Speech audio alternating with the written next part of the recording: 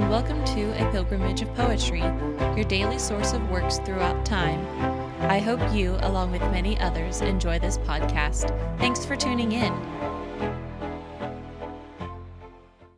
Once upon a midnight dreary, while I pondered, weak and weary, over many a quaint and curious volume of forgotten lore, while I nodded, nearly napping, suddenly there came a tapping, as if some one gently rapping at my chamber door.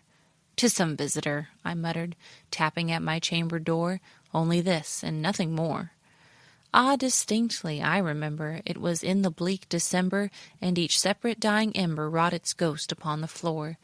Eagerly I wished the morrow, vainly I had sought to borrow from my books surcease of sorrow, sorrow for the lost Lenore, for the rare and radiant maiden whom the angels name Lenore, nameless here for evermore. And the silken, sad, uncertain rustling of each purple curtain thrilled me, filled me with fantastic terrors never felt before, so that now, to still the beating of my heart, I stood repeating, "'Tis some visitor, entreating entrance at my chamber door. Some late visitor, entreating entrance at my chamber door. This it is, and nothing more."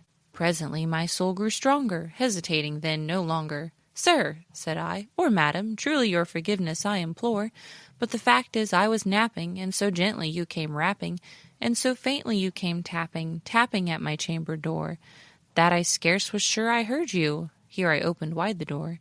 Darkness there, and nothing more. Deep into that darkness peering, long I stood there, wondering, fearing, doubting, dreaming dreams no mortal ever dared to dream before. But the silence was unbroken, and the darkness gave no token, and the only word there spoken was the whispered word, "Lenore." This I whispered, and an echo murmured back the word, "Lenore." Merely this, and nothing more. Back into the chamber turning, all my soul within me burning, soon again I heard a tapping, somewhat louder than before. "Surely," said I, "surely that is something at my window lattice. Let me see then what thereat is, and this mystery explore. Let my heart be still a moment, and this mystery explore. 'Tis the wind, and nothing more." Open here I flung the shutter, when with many a flirt and flutter in there stepped a stately raven of the saintly days of yore.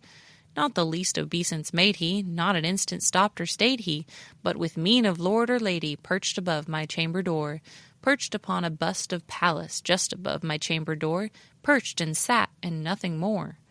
Then this ebony bird beguiling my sad fancy into smiling, by the grave and stern decorum of the countenance it wore.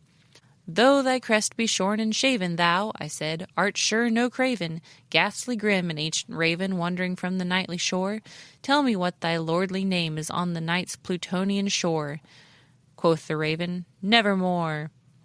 Much I marvelled this ungainly fowl to hear discourse so plainly, though its answer little meaning, little relevancy bore, for we cannot help agreeing that no living human being ever yet was blessed with seeing bird above his chamber door, bird or beast upon the sculpted bust above his chamber door, with such a name as Nevermore.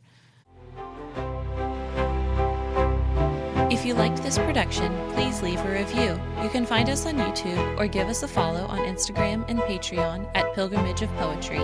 To support the show, you can share it on any messaging platform or social media. As always, thank you for listening.